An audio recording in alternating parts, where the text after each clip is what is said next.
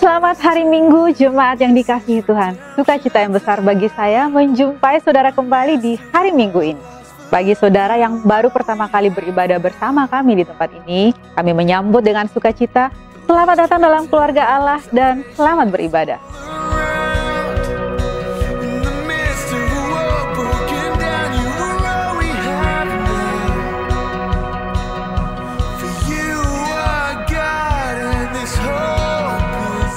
Aba Youth Teens hadir sebagai wadah buat anak-anak muda untuk bertumbuh serupa Kristus.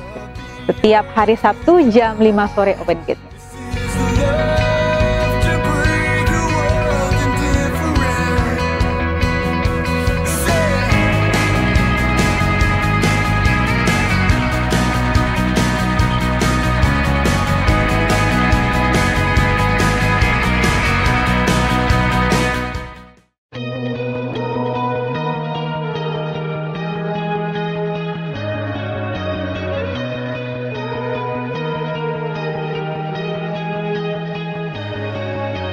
I don't wanna be on my phone, but I can't be alone. Welcome to the modern way. I'm trying to be somebody I'm not, but it's not what I want. And tell me there's another way. All of the lights I chased are now faded. All the cheap thrills were only time wasted. Tell me why society's plans should define who I am. Surely there's a higher way. All of my best friends are sick of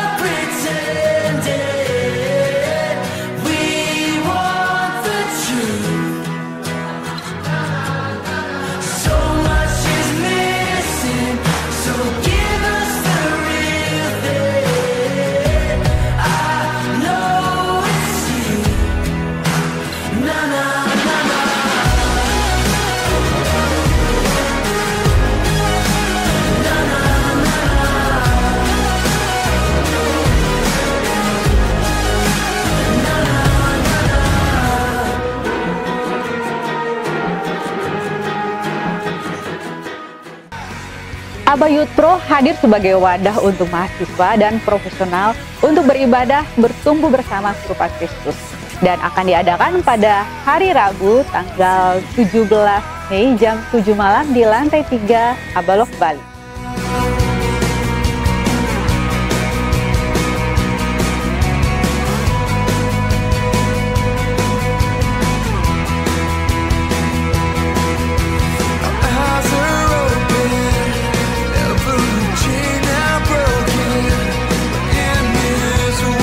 Aba Kids, I'm a dialogue guy. yes I am. Ibadah Aba Kids setiap hari Minggu di lantai 2 Abalok, Bali jam 9 pagi. Jangan lupa ya adik-adik.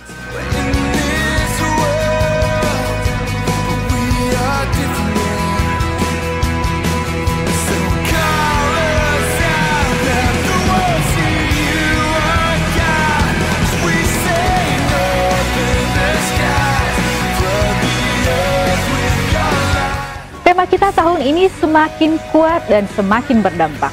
Mari tetap setia beribadah bersama kami setiap hari Minggu jam 9 pagi di lantai 3 Abalok, Bali.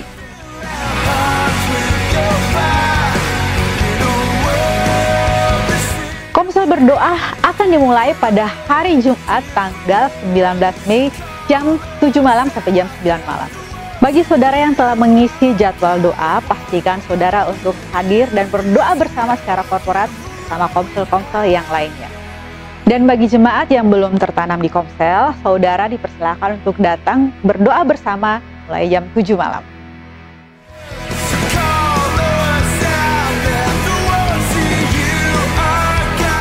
Tuhan Yesus berfirman dalam Matius 26 ayat 41. Berjaga-jagalah dan berdoalah, supaya kamu jangan jatuh ke dalam pencobaan. Roh memang penurut, tetapi daging lemah. Demikian Aba News Update yang dapat kami sampaikan untuk saudara. Kami segenap tim yang bertugas mengucapkan selamat hari Minggu, semakin kuat, semakin berdampak.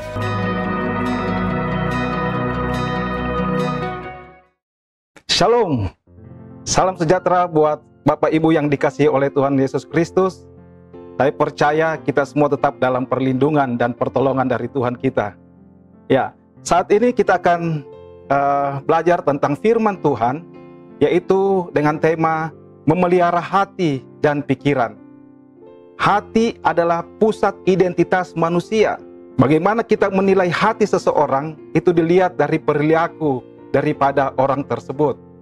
Setiap kita ada di dalam komunitas terdiri dari individu. Dan dalam individu ini setiap orang dinilai dari hati. Apa yang dilakukan itu akan mempengaruhi komunitas tersebut.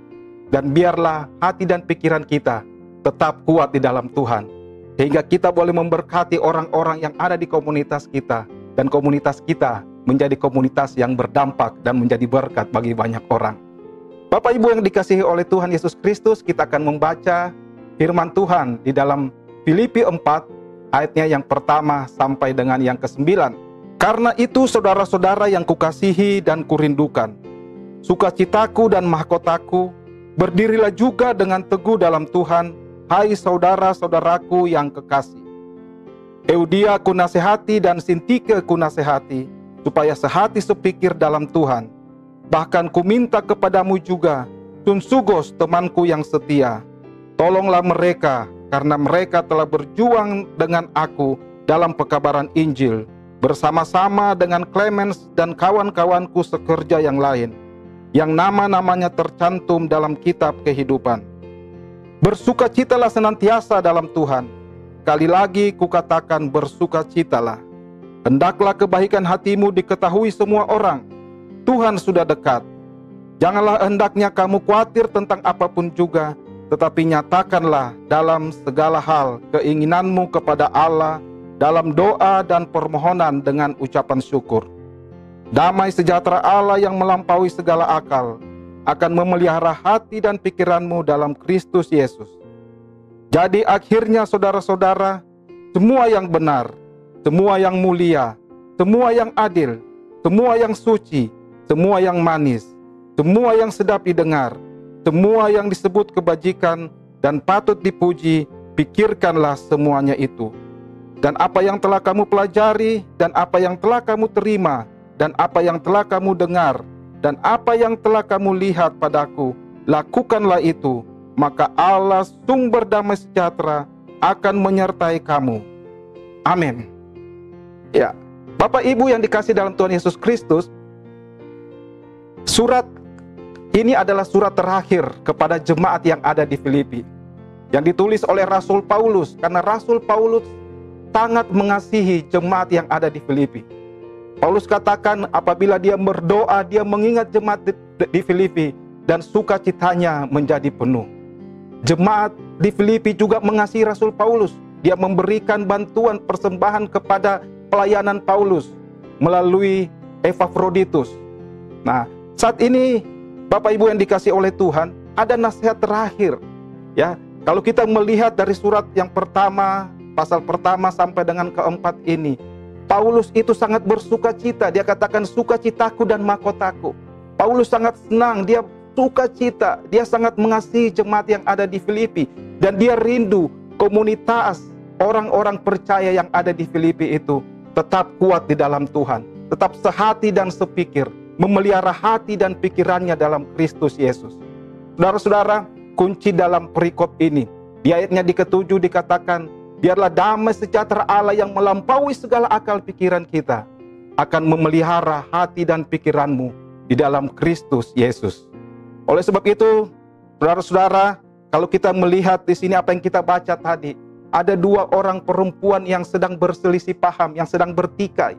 Dia katakan, Eudia kunasehati, Sintike juga kunasehati, dan aku meminta kepada teman pelayananku yaitu Sunsugos, Clemens dan lain sebagainya. Jadi Paulus rindu bahwa komunitas yang ada di Filipi ini menjadi komunitas yang sehati, ya, yang saling merendahkan diri, ya, yang satu hati di dalam melayani Tuhan.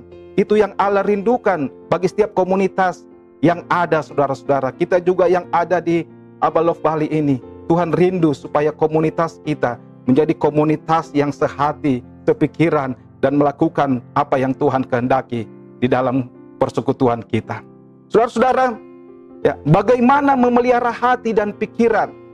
Ya, kita akan belajar ada beberapa hal yang saya catat dari surat Paulus di Filipi yang keempat ini. Yang pertama, dikatakan di dalam ayatnya pertama dan keempat, ya. Jadi yang pertama adalah selalu hidup dalam sukacita, ya. Kalau kita lihat dari surat-surat Paulus dari pasal 1, 2, 3 dan keempat, dia katakan bersukacita, saudara-saudara. Pada saat dia berdoa, Paulus bersukacita, ya. Di dalam Filipi ketiga ayat yang pertama, dia katakan bersukacita di dalam Tuhan. Kemudian ditegaskan lagi apa yang kita baca tadi dalam Filipi 4, ya, yang ayat yang pertama dan keempat, ya. Dia katakan sekali lagi kukatakan bersukacitalah. Paulus ingin supaya komunitas jemaat yang ada di Filipi ini melakukan atau bersukacita di dalam Tuhan. Ingat saudara-saudara, kita Filipi ini ditulis oleh Rasul Paulus pada saat dia di penjara, pada saat dia mengalami tekanan, mengalami tantangan, ya, dia tetap rindu supaya jemaat di Filipi ini bersukacita, dan dia praktekkan itu bahwa dia tetap bersukacita di dalam dia mengingat jemaat di Filipi pada saat walaupun dia di penjara, pada saat dia berdoa, melakukan aktivitas di sana, Paulus bersukacita, saudara-saudara. Ya, jadi Paulus mendorong setiap jemaat yang ada di Filipi dan setiap kita supaya kita bersukacita. Ya, sumber sukacita jemaat mula-mula itu pada saat banyak orang percaya, banyak orang bertobat, dan sukacita jemaat mula-mula itu bersumber sukacita di dalam Kristus. Saudara-saudara, di dalam dunia yang penuh kekecewaan, di dalam dunia yang gelap, ya, dunia yang banyak tantangan, kondisi saat ini, ya, memerlukan agama yang membawa sukacita. Dunia yang ada sekarang di mana kita ada, ya, memerlukan orang-orang yang menjadi dampak, yang membawa sukacita kepada komunitas-komunitas yang ada.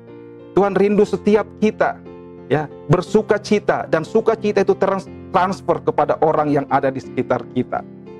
Ya, setiap kita, setiap manusia rindu bersukacita, senang kalau dia mengalami sukacita. Namun ya, banyak dari antara kita, ya, kita bersukacita mengandalkan diri sendiri atau orang-orang yang kita cintai. Kita bersukacita kalau kita mendapatkan uang yang banyak. Bersukacita kalau orang mengasihi kita, yang memuji kita, ya. Bersukacita kalau orang-orang yang kita cintai itu taat, senang, mengasihi, melakukan hal-hal yang baik di dalam kehidupan kita. Atau kita berharap kepada orang-orang yang punya kedudukan yang tinggi supaya dia memberkati kita. Saudara-saudara, kalau orang-orang di sekitar kita atau kita tidak mendapatkan apa yang kita inginkan, maka sukacita kita itu akan menjadi hilang. Sukacita yang kita lakukan itu tidak dari lubuk hati kita yang terdalam, ya, karena dipengaruhi oleh kehidupan kita, ya. Kalau kita tidak mendapatkan apa yang kita inginkan, atau kita tidak memperoleh hal-hal yang baik dari orang-orang di sekitar, orang-orang yang kita cintai, orang-orang yang kita harapkan mengasihi atau memuji atau melakukan hal yang baik kepada kita, maka kita akan kecewa, sukacita kita akan hilang, ya. Tetapi yang dimaksudkan oleh Rasul Paulus dalam kitab ini, ya, saudara-saudara, kita bersukacita di dalam Tuhan. Saya mau katakan bahwa tidak ada seorang pun yang dapat mengisi kehampaan di dalam diri kita, karena mereka bukan Tuhan. Hanya Tuhanlah yang sanggup, yang mampu memberikan sukacita yang penuh, sukacita yang berarti di dalam kehidupan kita. Sehingga apapun masalah, apapun tantangan di sekitar kita, apapun yang kita hadapi, kesulitan masalah yang kita hadapi, kita tetap mengandalkan Tuhan. Sukacita yang keluar dari hati kita adalah karya Roh Kudus, buah dari Roh Kudus. Ya, kita tahu buah Roh Kudus ada kasih, sukacita, damai sejahtera, kesabaran, kemurahan, kebaikan, kesetiaan, kelemah lembutan, dan penguasaan diri. Ya, dan Tuhan mau, ya, kita melakukan itu. Saudara-saudara, banyak orang yang mengabaikan Yesus sebagai sumber sukacita, ya, karena dia menganggap Yesus itu adalah simbol atau lambang seseorang yang menderita, ya, yang selalu pikul salib, orang yang melankolis, dan itu dikaryakan dalam lukisan-lukisan yang kalau kita melihat lukisan Yesus yang disalib sambil sedih, ya, Lukisan Yesus yang memakai mahkota duri, yang banyak darah, saudara-saudara. Ya, lukisan-lukisan kesedihan tentang Yesus.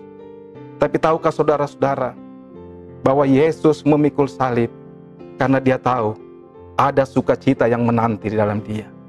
Ya, Yesus saya katakan sumber sukacita. Ya, kalau kita baca di dalam Ibrani 12 ayat yang kedua, ya, dikatakan bahwa marilah kita melakukannya dengan mata yang tertuju kepada Yesus, yang memimpin kita dari iman dan membawa iman kita itu kepada kesempurnaan, yang dengan mengabaikan kehinaan tekun memikul salib ganti sukacita yang disediakan bagi dia yang sekarang duduk di sebelah kanan tahta Allah. Yesus memikul salib karena dia tahu ada sukacita yang menantikan dia. Jadi saya mau katakan bahwa Yesus itu tetap bersukacita di dalam dia menderita, di dalam dia dianiaya, memikul salib, dia tetap bersukacita. Dan Yesus rindu kepada murid-muridnya, kepada kita orang percaya, ya, supaya sukacita yang dari Tuhan itu ada memenuhi diri kita. Ya. Di dalam Yohanes 15 ayat yang ke-11, semuanya ini kukatakan kepadamu, supaya sukacitaku di dalam kamu dan sukacitamu menjadi penuh. Tuhan mau bahwa sukacita Yesus ada di dalam kita, sehingga sukacita kita menjadi penuh. Jadi bukan mengandalkan sukacita dari diri kita. Beda saudara-saudara sukacita kita atau sukacita dari Yesus. Yesus mau sukacita Yesus ada dalam kita, sehingga sukacita kita menjadi penuh. Di dalam Yohanes 17 ayat yang ke-13, tetapi sekarang aku datang kepadamu dan aku mengatakan semuanya ini sementara aku masih ada di dalam dunia, supaya penuhlah sukacitaku, sukacita Yesus di dalam diri kita, atau dalam diri mereka. Yesus mau supaya sukacita Yesus, sukacita Tuhan, sukacitanya itu penuh di dalam diri kita. Ya, saudara-saudara, Yesus seringkali berbicara mengenai sukacitanya. Apa sih yang menjadi sukacita Yesus? Kenapa Yesus itu kita tahu dia Allah yang sejati, tetapi dia juga manusia yang sejati. Biasa kita katakan Allah 100%, manusia 100%. Di dalam kemanusiaannya, waktu dia berjalan dari kota ke kota, dia mengalami banyak kesulitan, tantangan, dia dianiaya, dia ditolak dan lain sebagainya. Tetapi mengapa Yesus tak bersukacita? Dia menolong orang sakit, orang buta menjadi melihat, orang lumpuh berjalan, ya, orang tuli mendengar. Padahal Yesus ditentang. Kondisi pada saat itu banyak orang-orang di sekitar dia yang menolak dia. Tapi kenapa Yesus tak bersukacita untuk menolong orang-orang yang membutuhkan? Saudara-saudara, tahukah saudara, ya, hal yang membuat Yesus bersukacita karena Yesus mengenal Allah Bapa dengan penuh kasih. Dia tahu, dia kenal siapa Bapa yang mengutus dia, Allah yang mengasihi, ya. Dan Yesus bersukacita karena dia boleh membawa orang-orang itu percaya kepada Bapa. Yesus bersukacita karena apa yang diinginkan oleh Allah itu yang dia lakukan sesuai dengan misi Allah, saudara-saudara. Yesus bersukacita karena dia mengetahui bahwa rumah di sorga menanti dia. Dan itulah juga kita orang percaya harusnya melakukan hal-hal yang baik yang berkenan kepada Kristus. Kita bersukacita karena kita mengenal Bapa yang kita sembah adalah Bapa yang penuh kasih. Kita bersukacita melalui kehidupan kita. Banyak orang diberkati dan orang itu datang kepada Tuhan, percaya kepada Tuhan, mengaku Yesus Kristus adalah Tuhannya, saudara-saudara. Ya, kita bersukacita karena kita tahu keselamatan ada di dalam kehidupan saya dan saudara.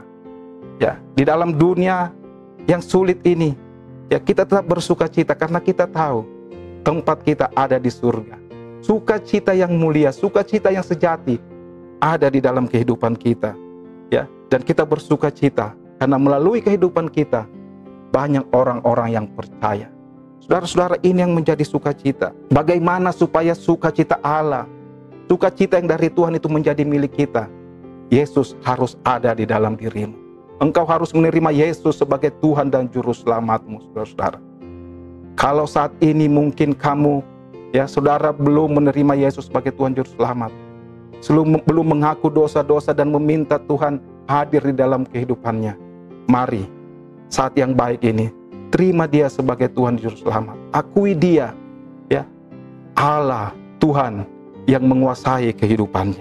Bagaimana kalau kita sudah percaya menerima Yesus sebagai Tuhan Juru Selamat, tetapi dalam kondisi kesulitan, kondisi masalah, hal-hal yang tidak mengenakan yang kita alami?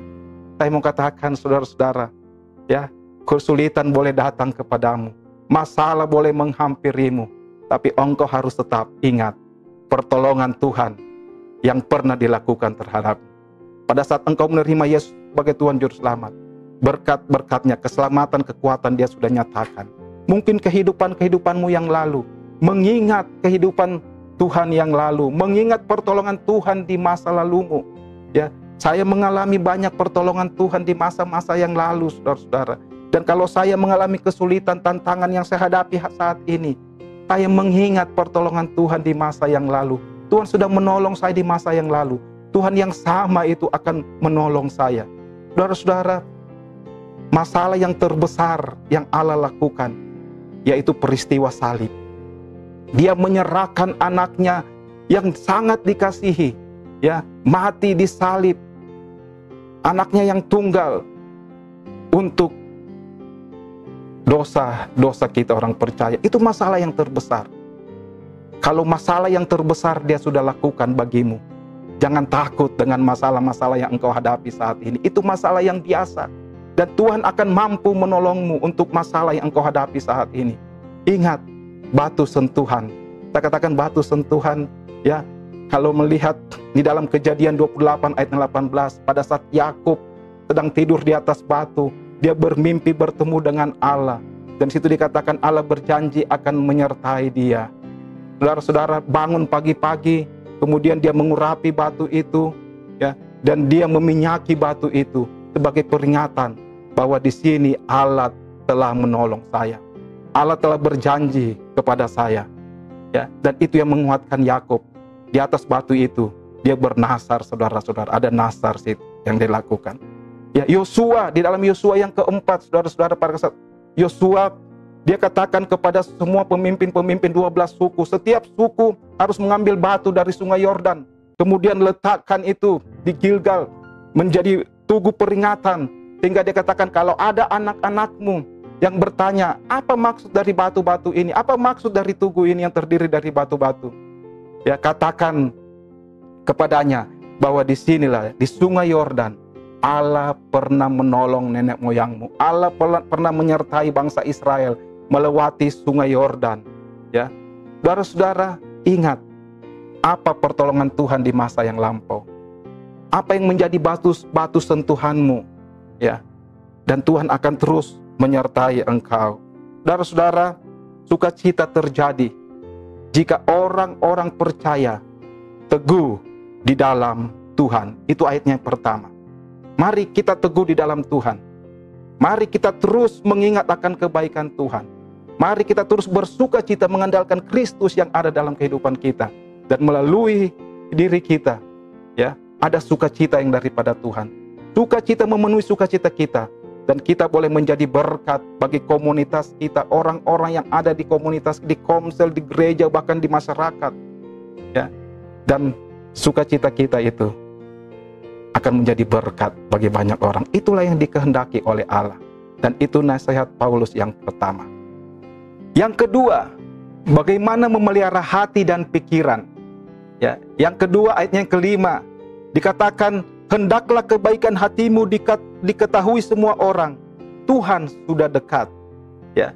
Yang kedua adalah bagaimana kita selalu menyatakan kebaikan hati kita kepada semua orang. Itu nasihat yang kedua dari Rasul Paulus, supaya kita bisa memelihara hati dan pikiran kita. Ya, menyatakan kebaikan kepada semua orang tanpa membeda-bedakan suku, ya, kondisi sosial, strata sosial orang tersebut. Ya. Kita menyatakan kepada semua golongan tanpa membeda-bedakan, saudara-saudara. Dan itu yang dikehendaki, ya, supaya dalam kehidupan kita hati dan pikiran kita bisa terpelihara. Kita mempunyai masalah yang sama dengan Rasul Paulus dalam hal kejahatan. Ya, kalau saudara-saudara, Rasul Paulus pada saat dia berbicara kepada komunitas jemaat yang ada di Roma, dia katakan dalam kehidupanku sebagai manusia, ya, aku selalu rindu mau berbuat yang baik, tetapi yang jahat yang aku lakukan. Di dalam Roma 7 ayatnya 18 sampai ke 20, ya, aku mau melakukan yang baik, yang aku kehendaki, yang aku inginkan, tetapi yang jahat yang aku lakukan. Kalau aku melakukan yang baik, yang jahat yang aku lakukan. Di situ dikatakan kalau aku melakukan yang jahat, itu bukan aku kehendaki, tetapi itu adalah dosa yang ada di dalam aku. Saudara-saudara, Rasul Paulus mengakui ada dosa yang selalu menghalangi dia untuk melakukan hal-hal yang baik. Dia berencana melakukan hal yang baik, tapi hal yang jahat dilakukan. Ya, kita juga sebagai manusia, kita adalah manusia yang penuh dengan dosa. Kita percaya dengan Kristus, tapi kadang-kadang kita masih berbuat dosa. Kita mau untuk menjadi berkat, kita mau melakukan hal-hal yang baik, tetapi kadang yang jahat yang kita lakukan. Ya, melihat orang yang macam-macam, melihat orang yang mungkin gosip kepada kita, yang menghina kita, kita sulit untuk mengasihi dia. Padahal Yesus katakan, kasihilah musuhmu dan berdoalah bagi mereka yang menganiaya kamu. Sulit ya saudara-saudara, mengasihi musuh kita, mengasihi orang-orang yang menganiaya kita, saudara-saudara, sangat sulit. Ya, dan itu juga yang dialami oleh Rasul Paulus. Ya. Tapi kalau kita melihat saudara-saudara, mengamati dalam Alkitab, Yesus sanggup melakukannya itu. Yesus sanggup berbuat baik dalam setiap keadaan. Kisah 10 ayatnya yang ke-38, yaitu tentang Yesus dari Nazaret. Bagaimana Allah mengurapi dia dengan Roh Kudus dan kuat kuasa. Dia yang berjalan berkeliling sambil berbuat baik dan menyembuhkan semua orang yang dikuasai iblis, sebab Allah menyertai dia. Mengapa Yesus bisa melakukan perbuatan yang baik kepada semua orang? Kuncinya adalah karena Tuhan kita diurapi dan dipenuhi oleh Roh Kudus, dan Allah menyertai dia. Ya. Kita akan sanggup berbuat baik dalam setiap kondisi, dalam setiap keadaan yang kita alami. Walaupun orang-orang yang di sekitar kita tidak menginginkan kita, mungkin melakukan hal-hal yang jahat, hal-hal yang kurang baik kepada kita, kita bisa berbuat baik kalau kita dipenuhi oleh Roh Kudus dan Allah menyertai kita. Sehingga kebaikan yang dari dalam, ada buah dari Roh Kudus itu mengalir, terpancar melalui kehidupan kita. Ya, kebaikan adalah buah Roh. Kita akan sanggup berbuat baik kalau kita dipenuhi oleh Roh Kudus. Oleh sebab itu, di dalam Perjanjian Baru kalau kita melihat, ada contoh orang yang melakukan yang baik. Ya, Barnabas, dia disebut anak penghiburan. Banyak orang senang untuk mengikuti Allah. Banyak orang dibawa oleh Barnabas kepada Tuhan karena kebaikan yang dilakukan oleh Barnabas. Di dalam Kisah 11 ayat yang ke-24 kalau kita baca, karena Barnabas adalah orang baik, penuh dengan Roh Kudus dan iman, sejumlah orang dibawa kepada Tuhan. Saudara-saudara, kenapa banyak orang datang kepada Tuhan melalui Barnabas? Ya, kalau kita melihat di situ, Barnabas dipenuhi oleh Roh Kudus. Karena Barnabas dipenuhi oleh Roh Kudus, ya, dia percaya, Barnabas percaya bahwa Roh Kudus yang akan menyertai dia, Roh Kudus akan menguatkan dia. Apapun yang dia lakukan, dia percaya akan kuasa Roh Kudus. Oleh sebab itu, setiap saat saudara-saudara, ya, kita harus berdoa, menyerahkan tubuh kita, tubuh, jiwa, dan roh kita, sepenuhnya hidup kita kepada Roh Kudus. Ya, kita menyerahkan pikiran, perasaan, perkataan, perbuatan kita dikuasai oleh Roh Kudus, sehingga kita mampu sanggup melakukan hal yang baik, menjadi berkat bagi banyak orang. Ya, saudara-saudara, yang kedua, Barnabas dipenuhi oleh iman. Ya, dia beriman kepada Tuhan bahwa Tuhan akan mampu menolong dia apapun yang dia inginkan. Dia percaya, dia beriman kepada Allah, saudara-saudara. Dan yang ketiga, Barnabas melakukan kebaikan. Ya, tiga hal ini yang terjadi dalam diri Barnabas, sehingga dia disebut anak penghiburan. Banyak orang yang senang kepadanya. Saudara-saudara, biarlah tiga hal ini juga ada di dalam kehidupan saya dan saudara-saudara. Ya, sebagai orang percaya, sebagai anggota dalam komunitas. Ya, kita dipenuhi oleh Roh Kudus, menjadi berkat bagi orang-orang yang ada di komunitas kita. Kita percaya dengan iman kepada Allah, dan kita melakukan perbuatan-perbuatan yang baik. Biarlah hal ini ada dalam diri kita, saudara-saudara. Mari kita bekerja sama dengan Roh Kudus, menyatakan kebaikan kepada semua orang, dan banyak orang diberkati datang kepada Allah, saudara-saudara. Saudara-saudara, saya pernah dengar ada kesaksian seorang ibu, ya. Dia ke luar negeri bersekolah. Ini kisah nyata, saudara-saudara. Ya. Kemudian dalam kuliah terakhir, ya, dosennya atau profesor katakan, ada tugas yang kalian harus lakukan. Setiap orang harus mengungkapkan atau menyatakan senyum. Ya, senyum itu adalah kebaikan, saudara-saudara. Senyum kepada orang dan catat apa pengaruh dari senyum yang engkau lakukan. Nah, ibu ini setelah kuliah, ya, dia keluar dari kampus dan sudah ada suami dan anaknya menunggu di mobil. Mereka sama-sama pulang, ya. Kemudian karena lapar mereka singgah di McDonald. Dia mengantri, dia katakan kepada suami, kamu, papa dan anak-anak duduk di meja, saya akan ngantri. Ya, beberapa saat dia mengantri, dia melihat orang di sekitar antrian di depannya, bahkan di sekitarnya itu pada keluar dari antrian. Ya, dan dia juga mencium bau busuk, bau yang tidak baik, tidak enak, saudara. Kemudian setelah dia balik ke belakang, dia melihat ada 2 orang tunawisma, pengemis, ya, ada di belakangnya mengantri. Kemudian dia melihat pengemis ini, ya, pengemis ini menatap dia, dalam hatinya mungkin dia berkata, jangan usir saya, Nyonya, ya.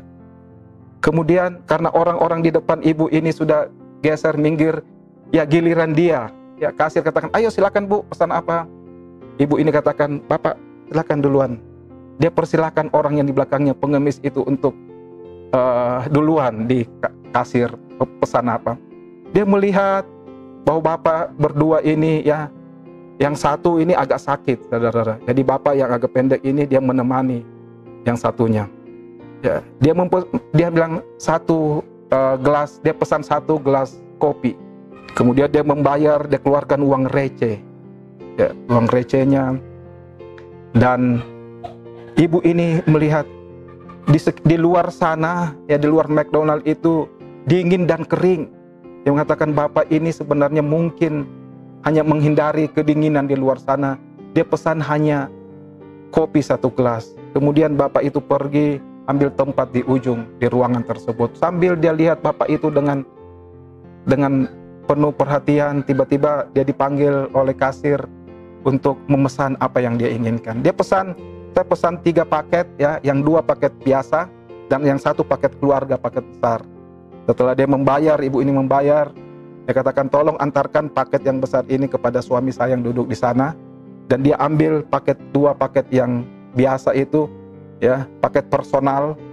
Dia memberikan kepada pengemis, 2 orang pengemis yang ada duduk di meja sana. Pengemis ini sambil heran, dia menatap ibu ini, katakan, silakan, Tuhan menggerakkan saya untuk membelikan kamu makanan ini. Silakan kamu terima. Ya. Sambil keheranan dan senang, bapak ini menatap dan dia katakan, terima kasih Ibu. Dia sangat senang menerima itu. Dan ibu itu kembali ke meja bersama suami dan anak-anaknya. Setelah makan, ya, kemudian banyak orang-orang yang ada di sekitar situ yang melihat, dia katakan, terima kasih Ibu, engkau sangat luar biasa, ya, engkau sangat baik. Kemudian satu bapak memegang tangan ibu itu, dia katakan, tangan ini telah mengajarkan sesuatu yang berharga dalam diri saya, dan saya akan melakukan kebaikan, ya, melalui tangan saya sebelum saya dipanggil oleh Tuhan. Terima kasih Ibu, sudah mengajarkan sesuatu hal yang sangat baik, sangat berarti. Saudara-saudara, setelah makan tidak sampai di situ, ya, tiba saatnya mengumpulkan tugas. Dia serahkan kepada profesornya dan profesornya membaca laporan dari ibu ini. Setelah dia baca, profesor katakan, Ibu, bolehkah saya membacakan kepada teman-teman yang ada di kelas ini? Silakan.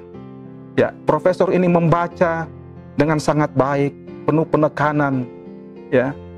Dan saudara-saudara, Semua kelas itu diberkati, hampir semua kelas itu menangis dan terharu. Ya, dan orang yang di sekitar ibu ini, teman kuliahnya, dia memeluk ibu ini. Banyak yang meluk, dia katakan, luar biasa. Ya, engkau sudah menjadi berkat bagi kami semua. Dan profesor katakan, dengan satu senyuman, dengan satu kebaikan, dapat mempengaruhi banyak orang. Tuhan inginkan supaya kita melakukan kebaikan, supaya kebaikan itu menjadi terang bagi banyak orang, dan mereka percaya kepada Kristus. Di dalam Matius 5 ayat yang ke-16, dia katakan, demikianlah hendaknya terangmu bercahaya di depan orang, supaya mereka melihat perbuatanmu yang baik dan memuliakan Bapamu yang di surga. Mari saudara-saudara, kita menyatakan kebaikan kita kepada orang-orang yang ada di komunitas kita, kepada semua orang yang ada di sekitar kita, sehingga mereka diberkati dan mereka memuliakan Bapa di surga. Yang ketiga, bagaimana kita memelihara hati dan pikiran kita. Ya, di dalam ayatnya yang ke-6 dikatakan, janganlah hendaknya kamu khawatir tentang apapun juga, tetapi nyatakanlah dalam segala hal keinginanmu kepada Allah dalam doa dan permohonan dengan ucapan syukur. Ya. Yang ketiga, kita memelihara hati dan pikiran kita, yaitu dengan selalu mengucap syukur. Selalu bersyukur kepada Allah. Bersyukur artinya, ya, kita percaya segala perbuatan Allah dalam kehidupan kita sempurna, tanpa cacat dan cela. Apapun yang terjadi, kita percaya itu sempurna bagi Allah untuk kita, sehingga kita tetap bersuka cita. Dia katakan, Paulus katakan, engkau bersyukur supaya engkau tidak khawatir. Saudara-saudara, Paulus di dalam kondisi dia tertekan banyak masalah, dia tetap mengucap syukur, dan dia rindu supaya orang-orang yang dia kasihi, yang ada di Filipi, bahkan di kota-kota lain, supaya selalu mengucap syukur kepada Allah. Paulus mengucap syukur bukan karena keadaan kondisi duniawi yang dia alami itu serba baik, serba menyenangkan, tanpa kesulitan. Saudara-saudara, kalau saudara lihat, baca apa yang dialami oleh Paulus. Paulus itu mempunyai duri dalam daging yang tidak pernah tembus, saudara-saudara, tidak pernah hilang duri itu di dalam dagingnya. Ya, dia mengalami pahitnya dianiaya, dilempari batu di Listra, dia diusir di Tesalonika, ditolak di Athena, saudara-saudara, di Filipi dia dipenjara, ya, di Roma sebagai tawanan, dan dia dipenjarakan di bawah tanah, dia dilempari batu, saudara-saudara, dan dia mengalami kapal yang karam. Wah, banyak sekali penderitaan, banyak masalah yang dihadapi oleh Paulus. Bahkan dia mati sebagai martir. Tetapi Paulus bersyukurlah kepada Allah senantiasa. 1 Tesalonika 18, bersyukurlah senantiasa. Ya, Paulus rindu supaya dalam keadaan kondisi apapun kita melakukan ucapan syukur. Karena kita percaya apa yang kita alami itu sempurna, tanpa cacat dan cela, sehingga kita bisa mengucap syukur kepada Allah. Saudara-saudara, mengucap syukur ini juga bisa menjadi terapi, saudara-saudara. Seorang pria yang selalu berpikir negatif, akhirnya kondisi hidupnya menurun, kualitas kehidupannya menurun, usahanya bangkrut, kesehatannya menurun, banyak sakit dan lain sebagainya. Dia selalu berpikir hal yang negatif, dia selalu bersungut-sungut, saudara-saudara. Tetapi beberapa waktu kemudian, ya, orang melihat dia berubah. Dia menjadi orang yang antusias, bersemangat. Ya, hidupnya lebih baik, kesehatannya lebih baik, saudara-saudara. Dan pekerjaan usahanya meningkat. Kemudian orang katakan, apa yang kamu alami? Dia katakan, simple, ya, sederhana. Setiap malam, ya, saya mengingat apa yang saya alami sepanjang hari itu, dan saya mengucap syukur. Saya mengingat hal-hal yang baik. Saya mengucap syukur, ya, kemudian saya tidur. Saya berdoa dan saya tidur. Itu setiap hari dilakukan. Dan itu membuat hidupnya semakin baik. Kesehatannya lebih baik. Dia semakin dipulihkan. Hal-hal yang positif terjadi dalam kehidupannya. Saudara-saudara, terapi pengucapan syukur. Mari kita mengucap syukur apapun kondisi yang kita alami, saudara-saudara. Seorang pria, ini kisah nyata betul terjadi. Seorang pria, dia mengalami sakit. Kemudian kehidupannya sangat menurun, sangat drop. kerusakan saraf terjadi di dalam tubuhnya. Banyak kehilangan yang dialami oleh pria tersebut. Kemudian seseorang menyarankan kepada dia, setiap hari engkau perlu mengingat. Dia sarankan mempraktekkan terapi pengucapan syukur ini. Dia katakan, buat daftar nama-nama orang-orang yang pernah melakukan hal yang baik kepadamu. Catat nama-nama orang tersebut. Kemudian yang kedua, ucapkan syukur apa kebaikan-kebaikan yang sudah dia lakukan oleh orang tersebut kepadamu. Ya. Kemudian tulis surat kepada satu orang saja, kepada seseorang yang sudah memberkati hidupmu, yang sudah melakukan hal-hal yang baik kepadamu. Kemudian dia ingat seorang ibu gurunya, ya, yang sekarang sudah tua. Dia menulis surat, dia mengucapkan terima kasih kepada ibu guru tersebut. Beberapa hari kemudian dia terima surat balasan dari ibu gurunya yang sudah tua ini. Ibu guru katakan, dari semua murid yang saya pernah ajarkan, hanya kamu yang berkirim surat mengucapkan terima kasih kepada saya. Saya selalu menangis. Setiap malam saya membaca suratmu dengan menangis. Dan saya akan simpan surat ini sampai saya meninggal. Saudara-saudara, pria ini sangat diberkati. Pria ini sangat senang menerima balasan dari ibu gurunya tersebut. Kemudian dia menulis surat kepada semua orang, dan hampir sekitar 500 surat ucapan terima kasih itu dia kirimkan kepada orang-orang yang sudah melakukan kebaikan kepadanya. Dan saudara-saudara, lambat laun pria ini menjadi sembuh. Hidupnya kembali dipulihkan.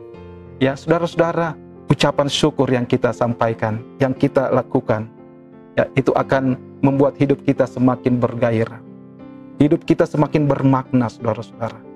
Mari terus bersyukur kepada Tuhan. Yang keempat, bagaimana kita memelihara hati dan pikiran kita. Yang keempat adalah selalu berdoa kepada Allah. Ayat yang ke-6 tadi katakan, nyatakanlah segala keinginanmu dalam doa. Kita berdoa sesuai dengan ayat yang ke-6 supaya kita tidak khawatir. Ya, kita berdoa supaya kita bisa menyatakan apa yang menjadi keinginan kita kepada Tuhan. Ya, doa adalah sarana, ya, untuk mencapai anugerah Allah. Apa yang kita inginkan, dan Allah akan memberkati kita. Doa adalah sarana untuk mencapai hal tersebut, saudara-saudara. Pada saat Yesus berdoa di suatu tempat dan selesai dia berdoa, seorang muridnya bertanya kepada Yesus, Tuhan, ajarkan kepada kami bagaimana cara berdoa.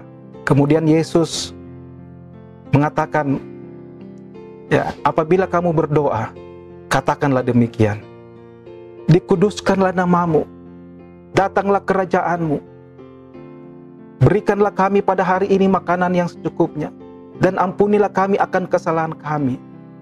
Di dalam Lukas 11 ayatnya pertama sampai dengan keempat, Yesus mengajarkan cara berdoa kepada murid-muridnya.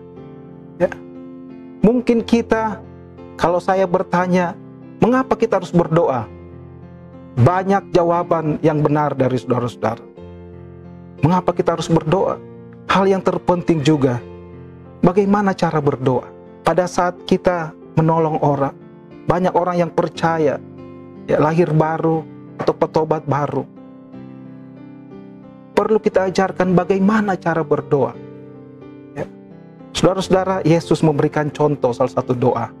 Ya, dan doa Bapa kami ini, saudara-saudara, bukan hanya doa yang harus kita ucapkan, tapi struktur doa ini yang luar biasa. Ya, dikatakan, dikuduskanlah namamu, datanglah kerajaanmu. Artinya apa?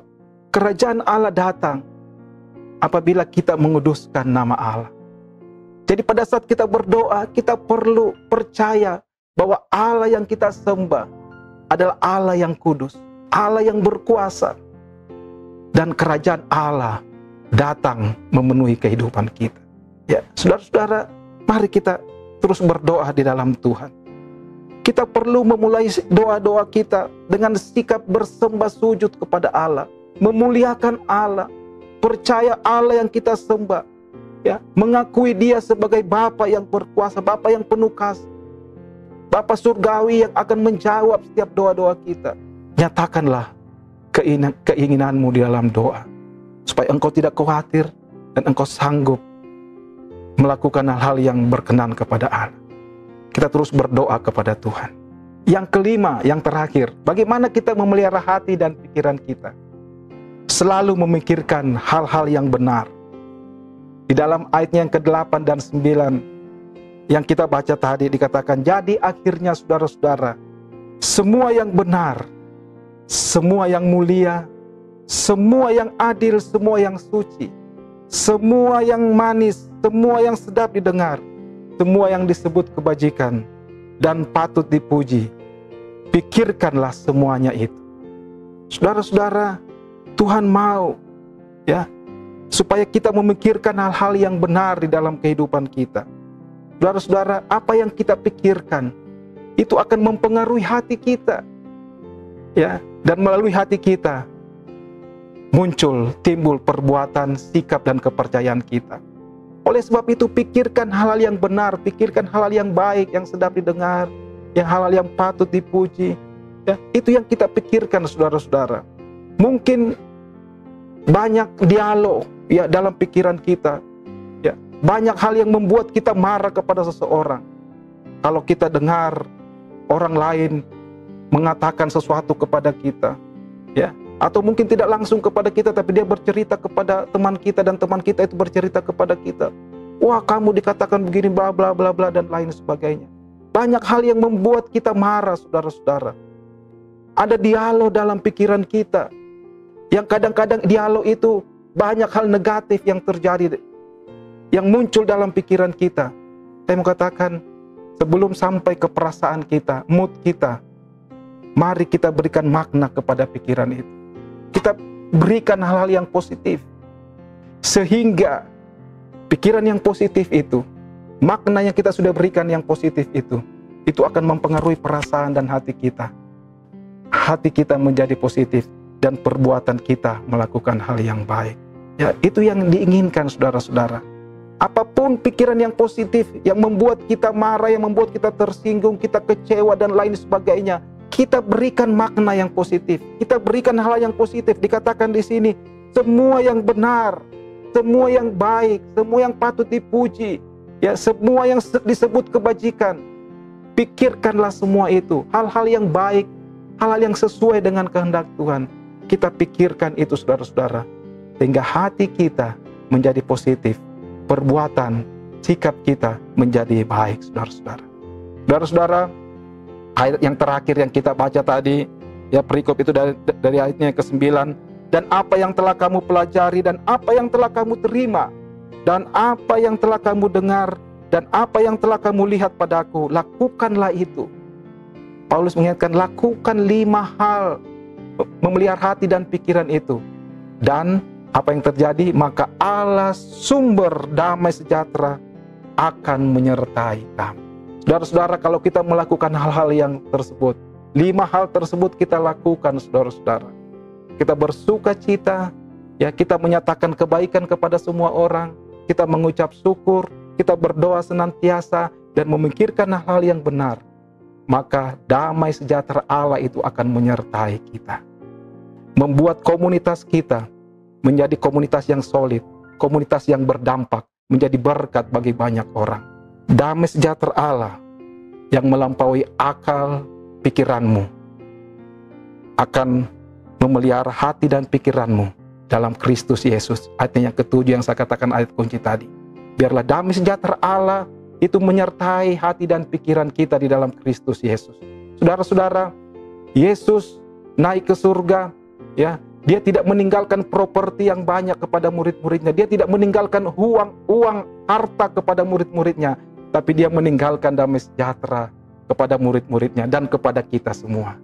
Ya, di dalam Yohanes 14 ayat 27, damai sejahtera ku tinggalkan bagimu, damai sejahtera ku berikan kepadamu, dan apa yang kuberikan tidak seperti yang diberikan oleh dunia kepadamu. Janganlah gelisah dan gentar hatimu.